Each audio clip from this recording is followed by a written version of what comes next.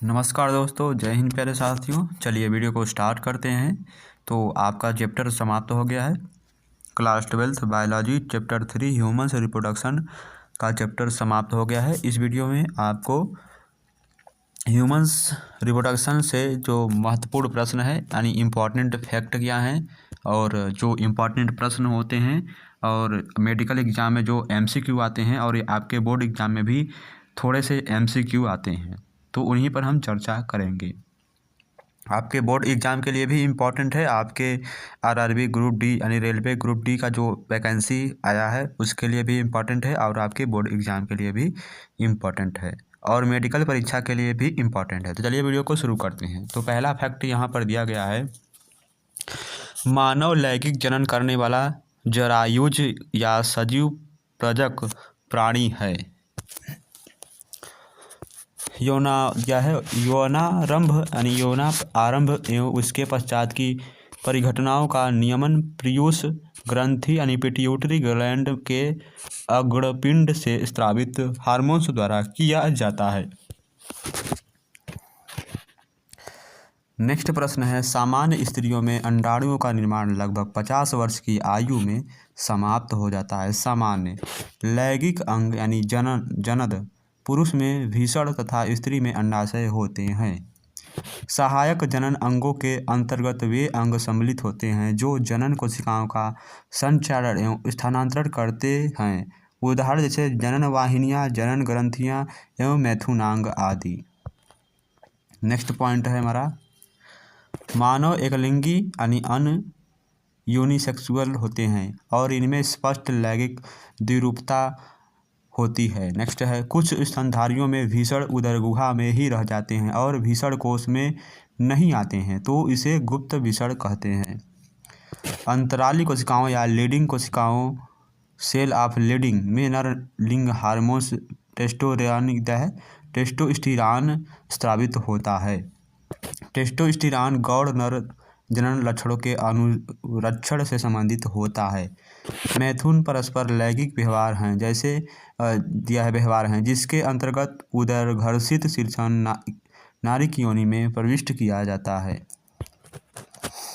Next प्रश्न है, सहायक ग्रंथियों का स्राव एवं शुक्राणु संयुक्त रूप से वीर्य यानी स्पर्म का निर्माण करते हैं। सिम्स का निर्माण करते हैं। वीर्य यानी सिम्स का निर्माण करते हैं। वीर्य का मूत्रमार्ग में पहुंचना विसर्जन कहलाता है। नेक्स्ट है, आर्गाम्ज मैथुन की उच्चतम आवेग की स्थिति होती है। इसके अंतर्गत स्खलन वीर्य का विसर्जन योनि में होता है और इस समय लैंगिक उत्तेजना पूरी तरह से अपने उच्चतम स्तर पर होता है। अंडाशय अंडाणु उत्पन्न करने के अतिरिक्त मादा हार्मोन्स एस्ट्रोजन एवं प्रोजेस्टेरॉन का स्राव भी करते हैं। नेक्स्ट क्या है, लैंगिक जनन को युग्मीय जनन भी कहते हैं। नेक्स्ट प्रश्न है, जनन इकाइयाँ अगुणित लिंग कोशिकाओं या युग्मक होती हैं। नेक्स्ट प्रश्न, युग्मों का निर्माण युग्मक जनन कहलाता है और यह जननों में होता है।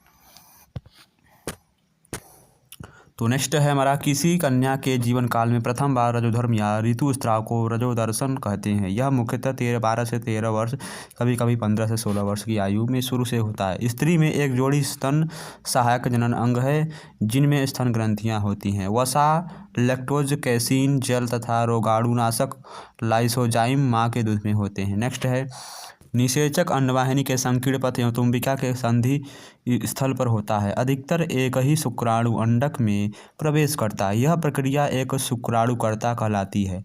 Testicular organiser gene TQ gene Y chromosome पर स्थित होता है। यह नर निर्धारक कारक है। अब हम बात करते हैं इम्पॉर्टेंट प्रश्न के बारे में। विस्तृत उत्तरीय यानी दीर्घ उत्तरीय प्रश्न। आपके एग्जाम में 3 टाइप के प्रश्न आते हैं, very short answer type question और लॉन्ग आंसर टाइप क्वेश्चन। तो पहला क्वेश्चन क्या है, लैंगिक जनन क्या है, इसकी विशेषताएं बताइए। यौनारंभ क्या है, यह मनुष्य में कब विकसित होता है, इसके समय लड़के व लड़कियों में होने वाले परिवर्तन को बताना है। यह इंपॉर्टेंट क्वेश्चन है। यह प्रश्न 2003, 2006, 2014 में आया हुआ प्रश्न है। नेक्स्ट प्रश्न है, पुरुष के भीषण की संरचना का सचित्र वर्णन कीजिए। लेडीज कोशिकाएं कहाँ पाई जाती हैं, इनका कार्य बताइए। किसी किशोर के दोनों भीषण निकाल देने पर क्या होगा। नेक्स्ट, मनुष्य में नर जननांगों का सचित्र वर्णन कीजिए। पहला प्रश्न इंपॉर्टेंट है, मनुष्य में मादा जनन तंत्र का संक्षिप्त वर्णन कीजिए। अभी हमने आपको शुरू में ही बताया था सचित्र वर्णन वाला। नेक्स्ट प्रश्न, पांचवा प्रश्न है हमारा, यह है अंडाणु जनन क्या है, इसकी प्रक्रिया का वर्णन कीजिए। अंडाणु जनन और शुक्राणु जनन में समानताएं और असमानताएं को बताइए, ये भी इम्पोर्टेंट है। युग्मक जनन किसे कहते हैं, शुक्र जनन एवं अंड जनन का तुलनात्मक विवरण दीजिए। युग्मकों में गुणसूत्रों की संख्या के आधार पर युग्म जनन की महत्व की विवेचना कीजिए। नेक्स्ट प्रश्न है, निषेचन क्रिया किसे कहते हैं, मनुष्य में निषेचन में होने वाली क्रियाओं का उल्लेख कीजिए तथा अंडाणु में शुक्राणु के प्रवेश का नामांकित चित्र बनाइए। निषेचन का महत्व बताइए। नेक्स्ट प्रश्न है, निम्नलिखित में से किन्हीं दो पर टिप्पणी लिखिए। पहला है सर्टोली कोशिकाएं और दूसरा क्या है हमारा,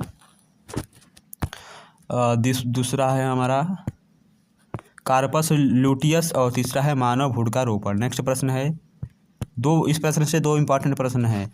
पहला और अभी हमने और उसके नीचे जो प्रश्न है, निषेचित मानव अंडे का विदलन, ब्लास्टोसिस्ट का निर्माण, रोपण एवं गेस्ट्रुलाभवन का सचित्र वर्णन कीजिए। नेक्स्ट प्रश्न है, अपरा के प्रकार एवं इसके मुख्य कार्य बताइए। नेक्स्ट प्रश्न हमारा है, लघु उत्तरीय प्रश्न आता है। तो पहला लघु उत्तरीय प्रश्न, मनुष्य के शुक्राणु की रचना बताइए, इसमें एक्रोसोम का क्या महत्व है। नेक्स्ट है, निषेचन से आप क्या समझते हैं, यह इंपॉर्टेंट प्रश्न है। शुक्राणु जनन तथा अंड जनन तथा खंडन और बहुखंडन में विभेद को बताइए। स्त्रियों में रजोधर्म तथा रजोनिवृत्ति से आप क्या समझते हैं, यह भी इंपॉर्टेंट प्रश्न है। लैंगिक जनन से आप क्या समझते हैं, मानव शरीर में नर तथा मादा युग्मक कहाँ बनते हैं। पांचवा प्रश्न भी इंपॉर्टेंट है, निषेचन क्या है, मानव में निषेचन कहाँ और किस प्रकार होता है, यह भी इंपॉर्टेंट प्रश्न है। नेक्स्ट प्रश्न है, युग्मक जनन के दौरान 3 प्रवस्थाएं कौन कौन सी होती हैं। चलिए अब बात करते हैं हम अति लघु उत्तरीय प्रश्न के बारे में, जिसमें आपको आंसर भी बताया गया है। देख, आपको साथ में आंसर भी बताएंगे। तो नर मनुष्य में भीषण उदर गुहा के बाहर क्यों होते हैं, नर मनुष्य में भीषण जो होता है वह उदर गुहा के बाहर क्यों होते हैं। तो पहला, जन्म के समय भीषण अपने मूल स्थान से हटकर भीषण कोश में आ जाते हैं, क्योंकि शरीर का तापमान अधिक होने के कारण शरीर के अंदर शुक्राणु का निर्माण संभव नहीं होता है। इसीलिए जो नर में यानी मनुष्य में भीषण उदर गुहा के बाहर होते हैं। नेक्स्ट, मानव स्त्री के अंडाणु में कितने और किस प्रकार के गुणसूत्र पाए जाते हैं।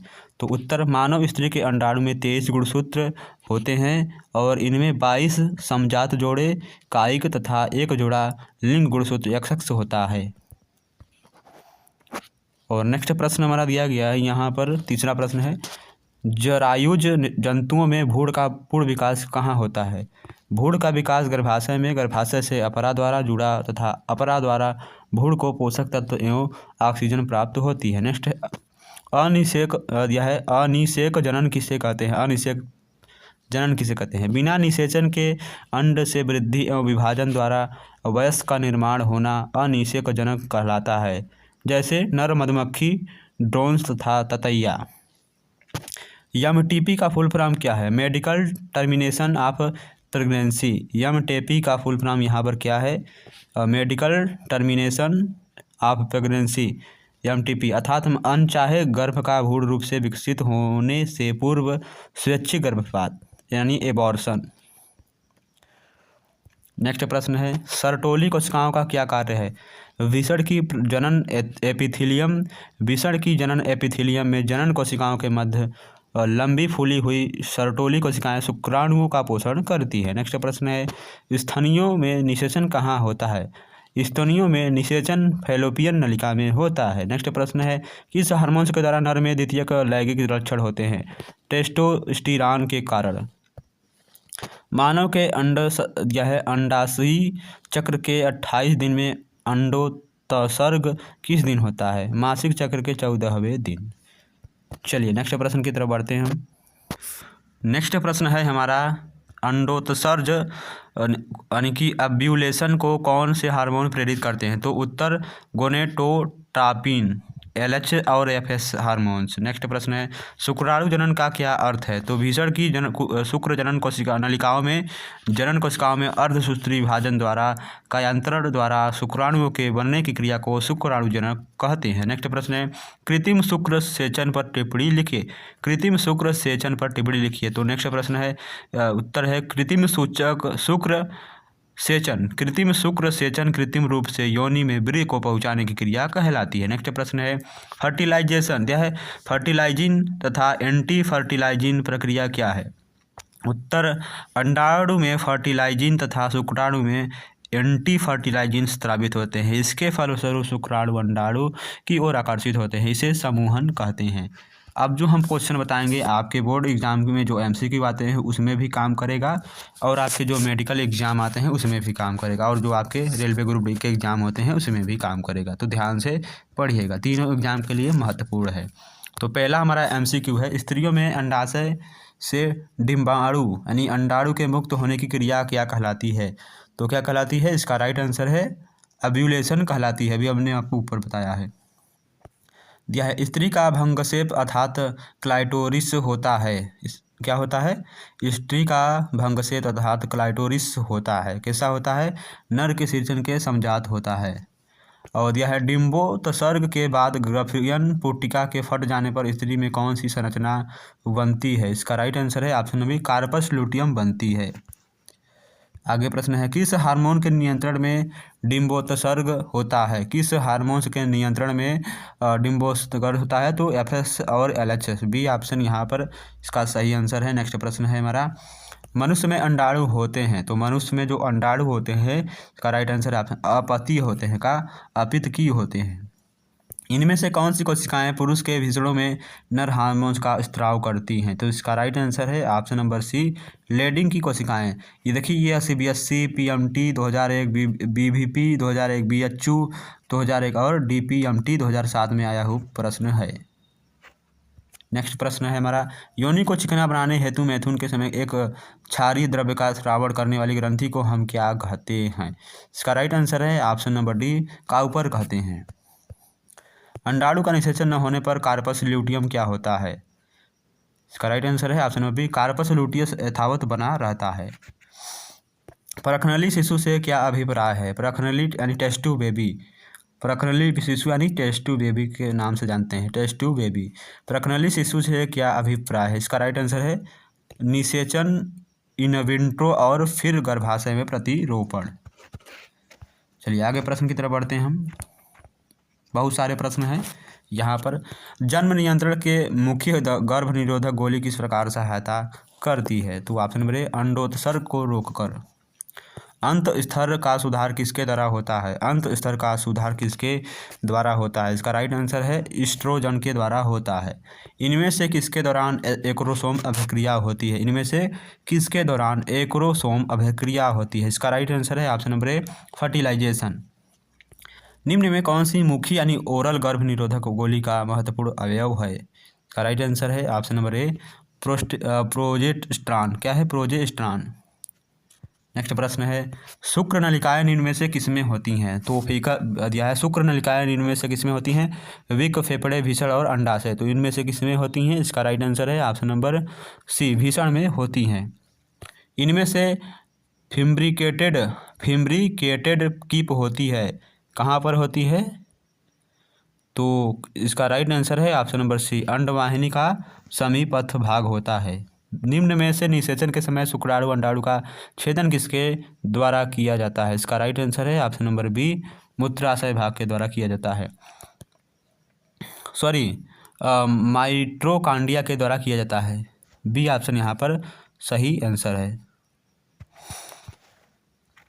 नेक्स्ट प्रश्न है किस हार्मोन का स्रावण ग्राफियन पुटिकाओं से होता है? इसका राइट आंसर है ऑप्शन नंबर बी एस्ट्रोजन। द्वितीयक लैंगिक लक्षणों के लिए नर में अनिवार्य हार्मोन्स क्या हैं? इसका राइट आंसर है option number C testosterone. Next प्रश्न है इनमें से फैलोपियन नली किसका भाग है? इनमें से फैलोपियन नली किसका भाग है? इसका राइट आंसर है बी ऑप्शन अंडवाहिनी। इनमें से कौन सा अंग आर्किडेक्ट ट्रेकोटोमी शल्य चिकित्सा द्वारा निकाला जाता है? इसका राइट आंसर है ऑप्शन नंबर डी, भीषण। आतर्व चक्र यानी मिनिस्ट्रियल साइकिल को नियंत्रित करने वाले हार्मोन्स को हम क्या कहते हैं? इसका राइट आंसर है ऑप्शन नंबर बी, क्या कहते हैं? FSH और LH एस्ट्रोजन। नेक्स्ट प्रश्न है हमारा, किस समय एक परिपक्व युग्म में गुणसूत्रों की संख्या आधी रह जाती है? प्रथम ध्रुवकाय यानी फर्स्ट पोलर बॉडी के निर्माण के समय। किसमें खरगोश, मनुष्य तथा प्लेसेंट्रल मैमल्स में अंडाणु का निषेचन होता है? इसका राइट आंसर है ऑप्शन नंबर सी, फैलोपियन नलिका में। निम्न में से किसका उदाहरण स्तनधारियों में पेनिस तथा क्रिएशन है? तो इसका राइट आंसर है बी, इंडोस्केलेटन का। क्या दिया है? इंडोस्केलेटन का। तो हम आपको बस केवल कितने प्रश्न कराएंगे? 24 प्रश्न कराएंगे, यहाँ पर देख सकते हैं। अब इसके आगे जो भी प्रश्न होगा आपको पढ़ना है, इसका आंसर भी आपको लास्ट में दिया जाएगा, देख सकते हैं। इतने सारे प्रश्न हैं, पूरे 70 प्रश्न हैं, 60-70 प्रश्न हैं, देख सकते हैं। लास्ट में इसका आंसर भी हमने दे दिया है, देख सकते हैं। लास्ट में इसका आंसर है यहाँ पर पूरे प्रश्न का, 70-72 प्रश्न है। अब आपको नेक्स्ट चैप्टर पढ़ाया जाएगा रिप्रोडक्टिव हेल्थ के बारे में, जनन स्वास्थ्य। चलिए नेक्स्ट वीडियो में आपसे मिलते हैं।